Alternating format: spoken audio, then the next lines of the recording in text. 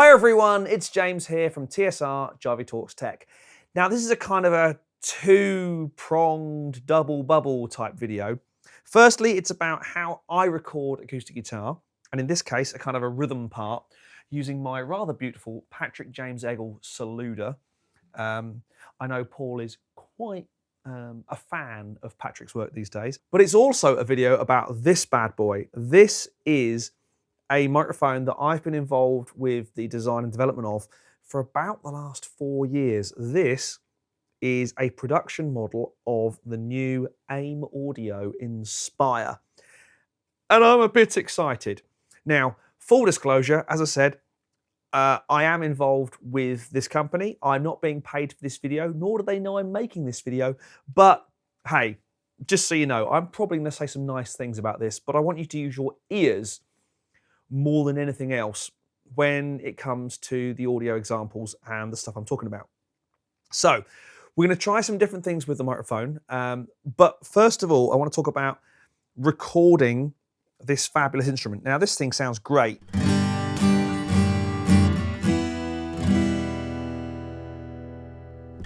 I'd have to really mess up to get this thing to sound anything other than fantastic.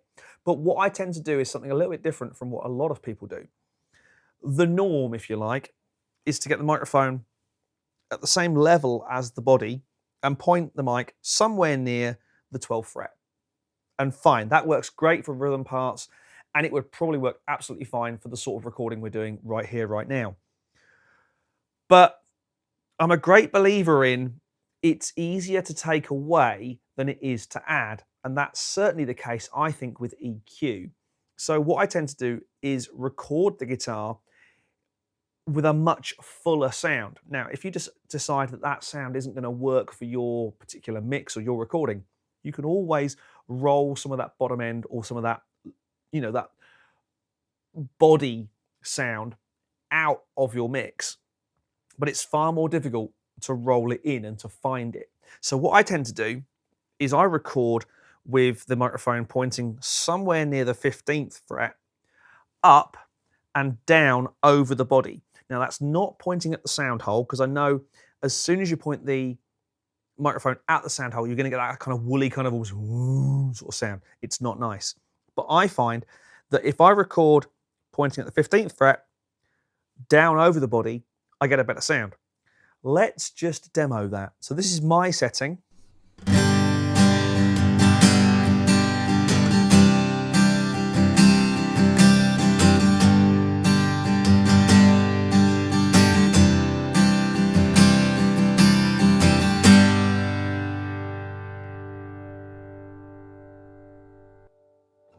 Now, let's move the mic down a little bit.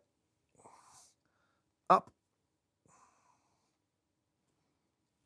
And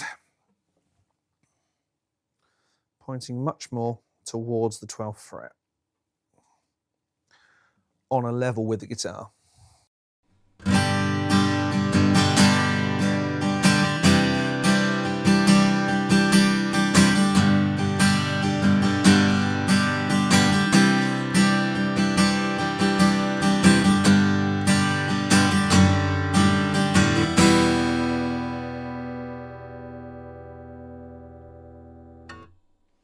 Now, it works perfectly well for a rhythm part, but I find as soon as you start doing anything interesting, you lose a lot of the tone, a lot of the body sound of the guitar. So what I like to do is, as I say, up a little bit, pointing downwards.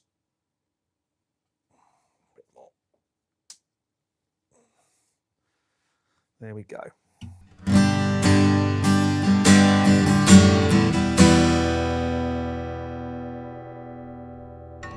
Now, the AIM Audio Inspire and its little brother, the AIM Audio Essence, has a very interesting tonal trick up its sleeve.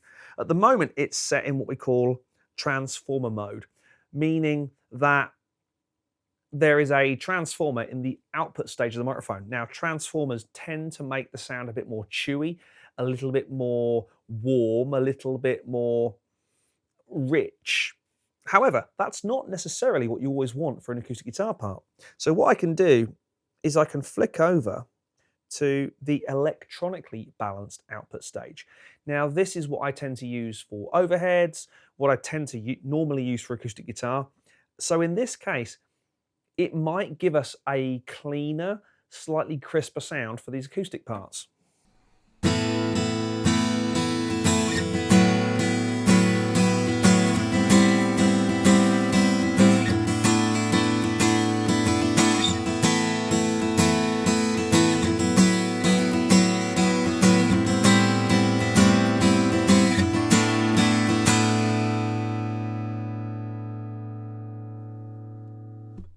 So that's the electronically balanced. Let's go back to transformer.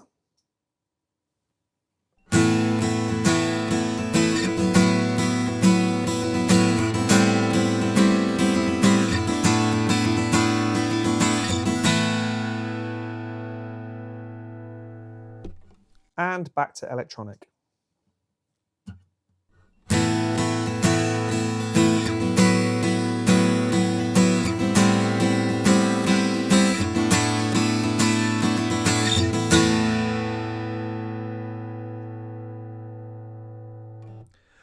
Jury's out for me in this particular case. I think if this was just going to be a stock kind of hard panned left and right rhythm part, I'd definitely be going electronic, but I do quite like the warmth of the transformer sound.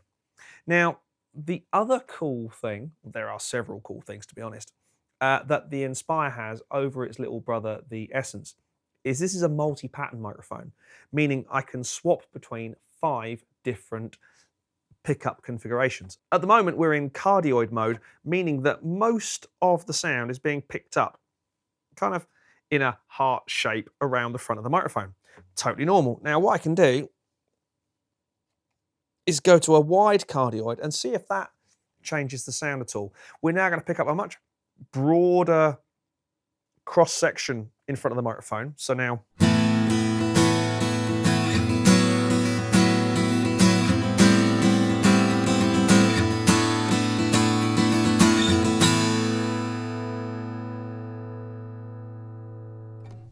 I could even go to full omnidirectional.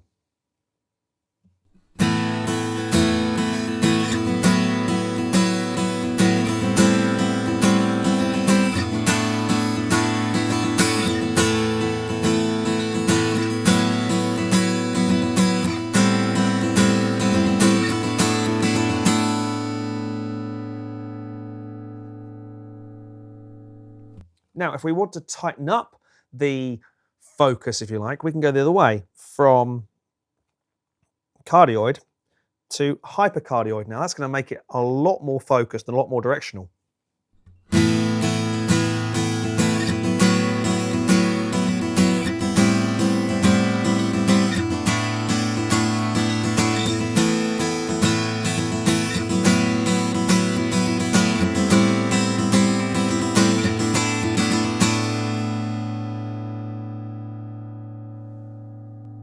Now, hypercardioid mode is going to be very handy when you want to try and eliminate as much of the room sound out of a recording as possible.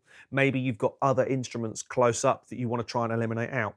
Now, you're always going to get a certain amount of bleed from other instruments that are around a live microphone, but you can always either open that up to full omni, which is, I know, the Al Schmidt trick, the theory being that if the bleed is good from the other players and the other instruments, then you're on to a winner. Or you can try and focus it down and get as little as possible, and that's what hypercardioid does. Now we have one more mode, and that's figure 8, meaning that the microphone is picking up from the front, from the back in a kind of figure 8 pattern, and rejecting a lot of the sound from the sides.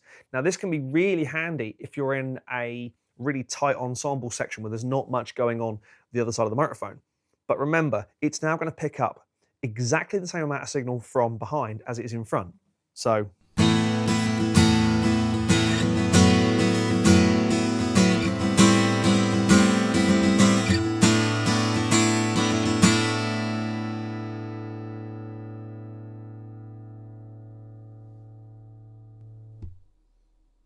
and if we had another player, we'd be picking up exactly the same amount of both sides of the mic.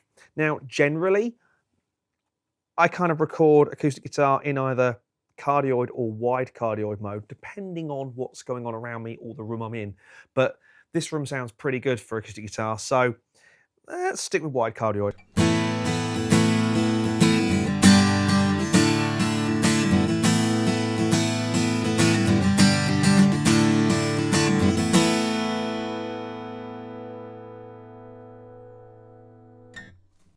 Now, along with the development of these two new mics, we've also developed a really exciting shock mount. Now, in this case, let's put the guitar down. I don't need to worry too much about the positioning of the microphone, but using this camera, you can see that I've got an awful lot of control about how the microphone sits on the stand and how the stand holds our shock mount cradle. It's incredibly versatile. I can even turn it upside down if I want to and do pretty much, you know, any kind of position. Obviously, conventionally, let's put the mic back where it kind of was. That's what I'd think of as a kind of more conventional position. But you can see with our new shock mount, which we call the Orbit, it's an incredibly versatile and flexible system for getting your microphone exactly where you need it. Now, the other cool thing is, of course, to get it out of the Orbit, I just press on those two pads there, and the mic pops out, which is really cool. And then back in it goes, and it's all locked in. Other interesting stuff about the new shock mount is this absorber ring. Now, we've done this because this little magnetically attached ring fixes a problem that many other shock mounts have kind of ignored, which is the fact that the shock mount itself has a resonant frequency. By attaching this little baby on top, we cancel out that resonant frequency around the microphone. Now, any resonances are going to be a bad thing when you want something as clean and crisp as a microphone, you know, to record a nice even signal. So that's what this bad boy's for. We also have the built-in pop filter, but for acoustic guitar, don't really need one of those. So there you go, my approach for recording acoustic guitar. It works perfectly well with other types of microphone. Of course, I am slightly biased, but I mentioned that already. It works great for fingerpick parts.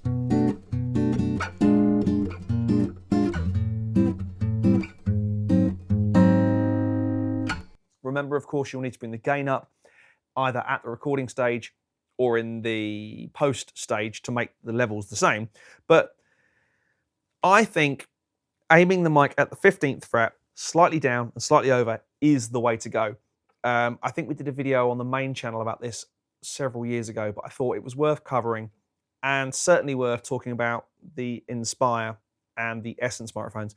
Now, there's a couple of other tricks that these bad boys have up their sleeves. We will get to those in future videos. But for now, I just want to talk about recording acoustic guitar and show this thing off, quite frankly. So I really hope you enjoyed that. If you did, please do like, subscribe, and hit that bell. I'll leave links down there somewhere to the AIM audio pages where you can find out the full specs, tips and tricks, and all the backstory that's gone into these babies. But for now, my name's James Ivey from TSR, Jivey Talks Tech, and AIM Audio. And I'll see you again very soon.